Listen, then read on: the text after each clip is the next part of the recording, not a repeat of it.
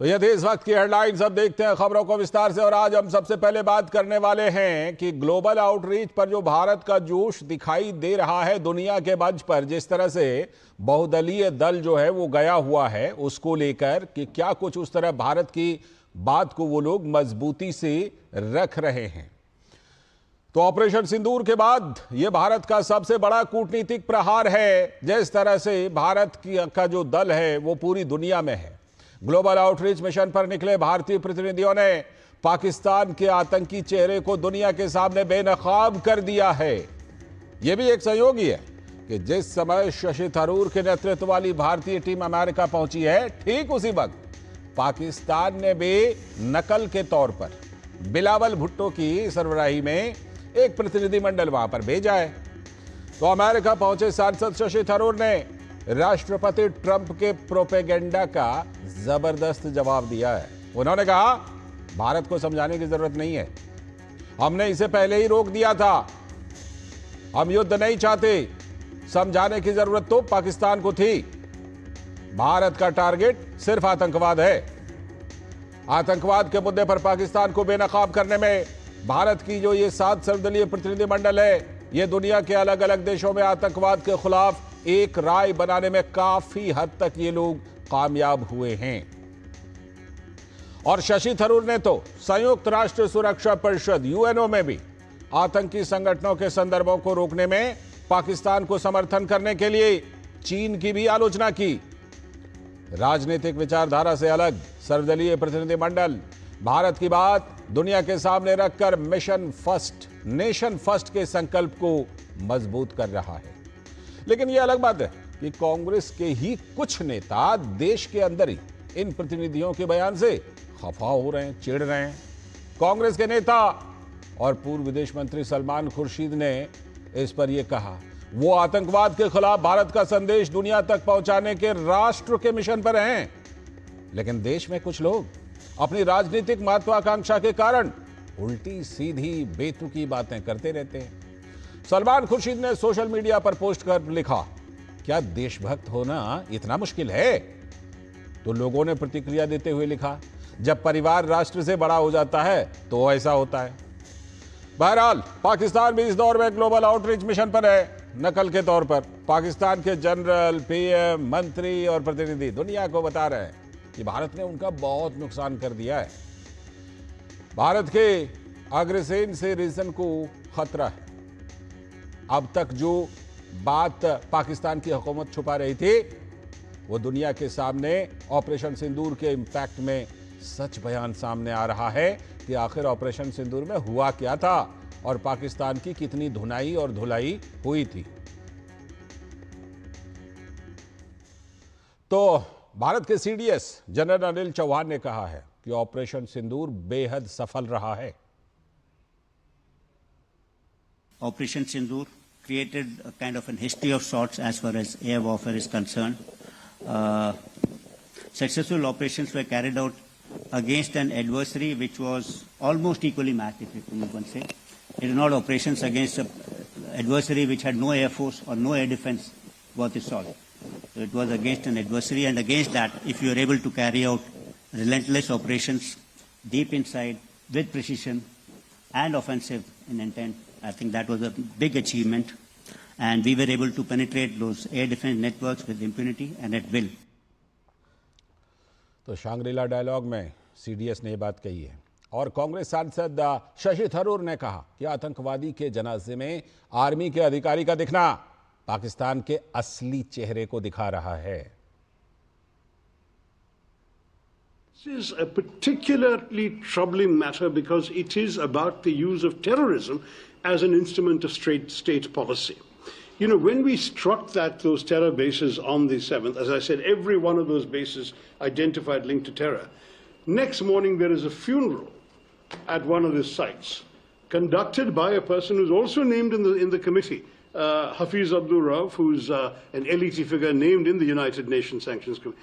He is conducting the funeral, and look who's attending. Uniformed officers of the police and military of Pakistan. These are all military officers and they're a couple of police people, senior officials.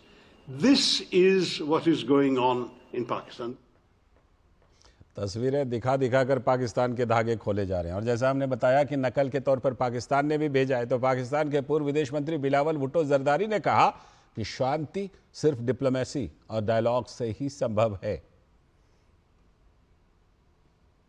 Recently, India launched an unprovoked, aggressive strike in Pakistan that killed innocent civilians. They targeted civilian infrastructure, including dams and worship places, resulting in the loss of innocent lives and the start of a war between two nuclear powers that was concluded through a ceasefire. But we believe that perpetual peace is only possible through dialogue and diplomacy.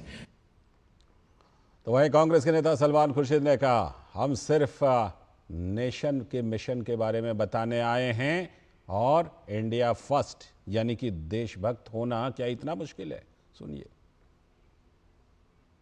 People are saying, he's supporting so-and-so, he's not supporting so-and-so, they are supporting the government, etc. I have come here to speak for India, whoever speaks for India. And in whichever way they speak for India, whatever is said for India, we are here to support. It's only a short period of 10 days, 12 days, etc. Then you have to go back home and do what you are required to do at home. But here for India first, India and only India. India and only India. और ये बहुदलीय प्रतिनिधिमंडल की मजबूत आवाज दुनिया भर में पहुंची है। कितना भारत किस तरह से इस आउटरीच को अंजाम दे रहा है, भारत का जोश, हाउ इज द जोश, एक वो डायलॉग था ना बिल्कुल प्रसिद्ध वाला, तो कितना जोश हाई दिखाई पड़ रहा है। इसी पर बात करने के लिए हमारे साथ डॉक्टर गणेश मल्होत्रा, रणनीतिक और राजनीतिक मामलों के विशेषज्ञ। बहुत बहुत स्वागत सर आपका इस प्रोग्राम में। और साथ में हमारे सलाहकार संपादक विनोद मिश्र जी भी जुड़े हुए हैं। जिस तरह से डॉक्टर गणेश मल्होत्रा, कुछ प्रतिनिधिमंडल तो सर अब लौट भी रहे हैं क्योंकि उन्होंने अपने कार्य को बखूबी अंजाम दिया और अब लौट रहे हैं। और जिस तरह से बात करीब करीब 3 दर्जन से भी ज्यादा देशों में इन प्रतिनिधिमंडलों ने रखी, यूएनओ तक में बात रखी और तस्वीरें दिखा दिखाकर पाकिस्तान के धागे खोले, खूब बढ़िया से मजबूती से इस बार इसको अंजाम दिया गया। और कुछ लोग तो ये कहते हैं कि ये ना भारत का बिल्कुल एक कॉन्टिन्यूअस प्रोसेस होना चाहिए आगे भी। देखिए, जिस ढंग से भारत के जो डेलीगेशंस हैं और पर्टिकुलरली जो शशि थरूर का जो डेलीगेशन है, उन्होंने जिस ढंग से पाकिस्तान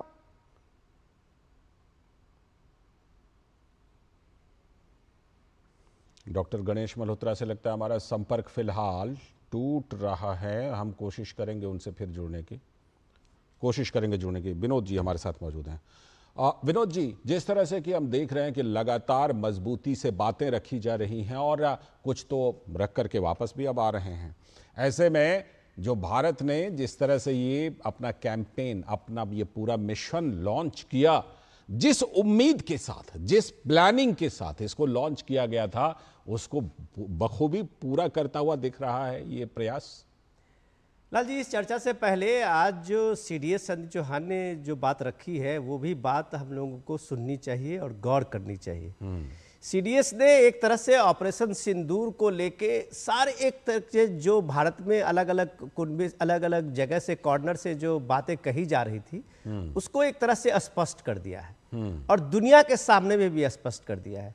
सीडीएस ने साफ कहा है कि हमारा टारगेट सिर्फ आतंकवादी वो किले थे जिसे हमें ध्वस्त करना था और हमने 5 मिनट के अंदर में उसे ध्वस्त करके पाकिस्तान को बता भी दिया था जी कि ये हमला सिर्फ व सिर्फ आतंकी सरपरस्ती देने वाले आतंकी स्कैम पे भारत का ऑपरेशन सिंदूर है। ये बात अलग है कि पाकिस्तान ने बाद में रिटेलिएशन के में अपना दिखाया और उसका जवाब भी दिया गया, लेकिन ये बात आज सीडीएस ने बहुत तरीके से कह रही थी कि ऑपरेशन सिंदूर कैसे एक सक्सेस ऑपरेशन हुआ। अब जब आप देखते हैं कि ये भारत का जो ग्लोबल आउटरीच है, उसे अब इसका इम्पैक्ट आप पाकिस्तान में देखिए कि पाकिस्तान भी इस ग्लोबल आउटरीच के कंपटीशन में उसके कॉपी कैट कह सकते हैं कि उसने वहाँ बिलावल जरदारी भुट्टो के नेतृत्व में वहाँ एक टीम भेजी है। उसमें भी कई ऐसे इंपॉर्टेंट लीडर हैं जो पाकिस्तान में हुकूमत में और हुकूमत के बाहर रहे हैं, वो सारे लोग हैं। अब उस ग्लोबल आउटरीच में खुद वहाँ जो फील्ड जनरल हैं वो फील्ड मार्शल बन गए हैं, वो भी है, खुद पीएम है, फॉरेन मिनिस्टर है। जो बात दुनिया को ये लोग अब तक झूठ बता रहे थे भारत के इस हमले को, वो खुद कह रहे हैं, वो अपना आप एक डोजियर पेश कर रहे हैं कि भारत ने उसके 28 ठिकानों को तबाह किया है। बिल्कुल। आज अगर बिलावल जरदारी के भुट्टो की बात जब आप सुना रहे थे कि उसको देखिए, वो कह रहा है कि भारत का जो अग्रेशन था और भारत ने जिस तरह से वहां घुस के मारा, वो ये नहीं कह रहा है कि हमारे एयरबेस को नुकसान किया, वो कह रहा है कि हमारे सिविलियन पे अटैक हुआ, हमारे जो रिलीजियस सेंटर है उस पे हमला हुआ। ये अलग बात है कि वो बहाना बना रहा है अलग अलग तरीके से, झूठा कार्ड खेल रहा है। लेकिन वो ये बात मान रहा है कि भारत, चाहे उनका फॉरेन मिनिस्टर हो, चाहे उनका विदेश सचिव हो, ये मान रहा है इस बात को कि भारत ने उसको बुरी तरह से पाकिस्तान को बर्बाद किया है और जख्म दिया है जी। आज जो ख्वाजा साहब बता रहे थे फॉरेन मिनिस्टर उनके, कि हम ये मानते हैं कि ऑपरेशन सिंदूर उनका बंद नहीं हुआ है। सच बात है। ये खुद प्राइम मिनिस्टर पब्लिक मीटिंग में कह रहे हैं कि हमने ऑपरेशन सिंदूर को होल्ड किया है, ये ऑपरेशन सिंदूर खत्म नहीं हुआ है। ये डर पाकिस्तान को इस ग्लोबल आउटरीच के बाद और बढ़ा है, क्योंकि ग्लोबल आउटरीच ने पूरे दुनिया में पाकिस्तान के उस आतंकी चेहरे को बेनकाब किया है। और मैं समझता हूं कि ये जो डिप्लोमेटिक एक्शन है भारत का, वो ऑपरेशन सिंदूर को कामयाब बनाने में और मजबूत दी है। लाल जी, बिल्कुल, ये मजबूती। और गणेश मल्होत्रा जी हमारे साथ वापस जुड़ गए हैं। गणेश जी, जो सवाल मैंने आपसे पूछा था कि जिस तरह से भारत ने प्लानिंग की और जिस तरह से इसको कामयाबी मिली है, क्या ये माना जाए कि ऐसे प्रयास, क्योंकि भारत लगातार इस क्षेत्र में देखिए जूझ ही रहा है पाकिस्तान की जो गड़बड़ियां हैं उससे, तो क्या ऐसे प्रयासों को हमें और भी आगे भी जारी रखने की जरूरत है और ये लगातार चलते रहना चाहिए, ताकि दुनिया को ये पता चले कि आखिर पाकिस्तान कितना बड़ा शैतान देश है और किस तरह से वो अमन चैन और तरक्की का दुश्मन है, ना खुद अमन चैन तरक्की करता है, ना भारत को करने देता है। तो ये हमेशा दुनिया तक ये बात जाती रहनी चाहिए।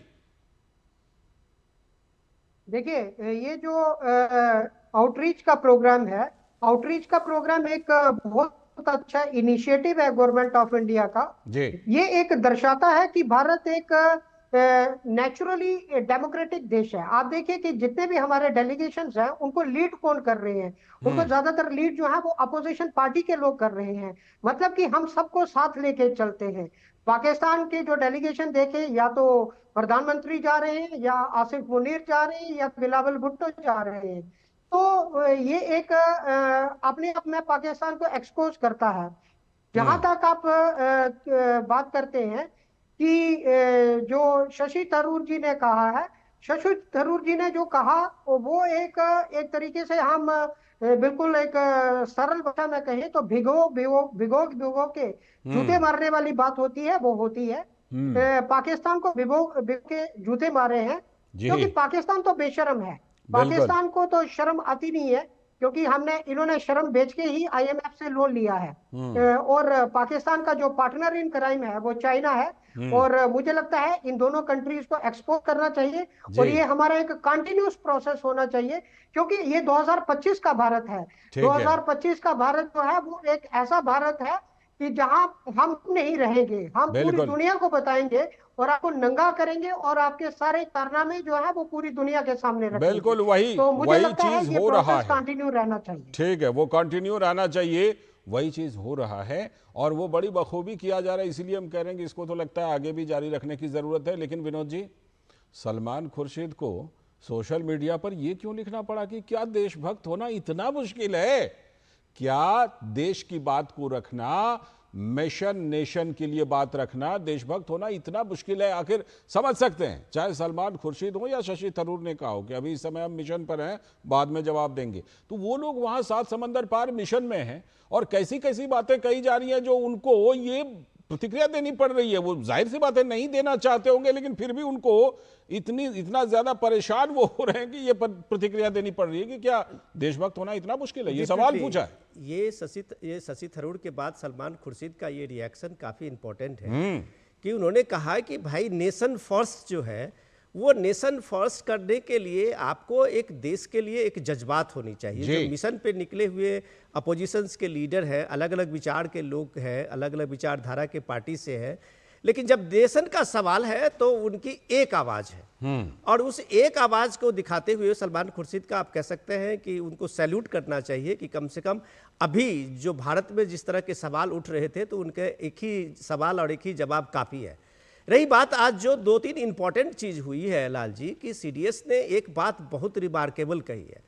सीडीएस ने आज यह बात दुनिया को बता दिया कि भारत, आज का भारत आपके किसी के न्यूक्लियर थ्रेट से डरने वाला नहीं है। बिल्कुल। आप जब ये बात लॉजिक देते हैं कि पाकिस्तान एक न्यूक्लियर देशन है, पाकिस्तान एटम बम वाला देशन है, और उसके एक पड़ोसी है वो भी एटम बम का है, तो ये सीडीएस ने साफ कर दिया कि भारत, आज का भारत इस न्यूक्लियर थ्रेट से नहीं डरता। ठीक है। और यही बात शशि थरूर ने बहुत मजबूती से रखी, UN United nation secretary council में रखी कि भाई आप जब एक आतंकवादी समूह और संगठन को बचाने आते हैं, उसकी पैरवी करने आते हैं, सीधा इशारा शशि थरूर ने चीन को की तरफ किया था। कि आपको याद है कि पहलगाम के आज जो ये नृशंस हत्या हुई थी मासूम टूरिस्ट की, और उनको एक धर्म पूछ के मारा गया था, और उसका सबसे पहला ऑन करने वाला टेररिस्ट आउटफिट वो टीआरएफ था, जो लश्कर तैयबा का संगठन है। और लेकिन ये बात जब यूनाइटेड काउंसिल में रखा गया, चर्चा में आया, तो चीन ने इसको टीआरएफ के नाम, पाकिस्तान का ऑब्जेक्शन था तो उसका नाम ड्रॉप करवाया। तो यही बात शशि थरूर ने कहा कि भाई दुनिया को समझना चाहिए कि आप आतंकवाद के मुद्दे पे किसी भी रूप में अगर पाकिस्तान का समर्थन करते हैं तो आतंकी समूह का ही समर्थन माना जाता है। बिल्कुल बिल्कुल। इंपॉर्टेंट चीज है कि भारत ने आज इस ग्लोबल मिशन से पूरे दुनिया को बताया है कि भाई आतंकवाद को आप अलग अलग चश्मे से नहीं देख सकते। रही बात शशि थरूर ने जो इंपॉर्टेंट बात जो कही इसके प्रेसिडेंट ट्रंप के बार बार का ये प्रोपेगेंडा सीज फायर के लिए, तो शशि थरूर ने इसका भी जवाब दिया। बोला भारत ने कभी किसी पे युद्ध नहीं थोपा है, उसे सीज फायर करने की जरूरत नहीं है, उसे समझाने की जरूरत नहीं है।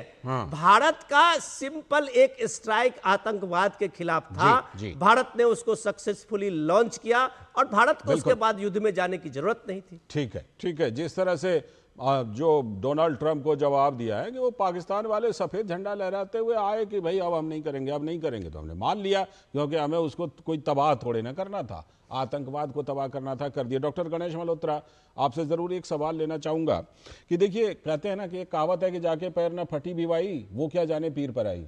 जो जब तक ट्विन टावर पर अटैक नहीं हुआ था ना, तब तक दर्द नहीं समझ में आता था कि आतंकवाद होता क्या है, उसके बाद समझ में आ गया। ठीक है।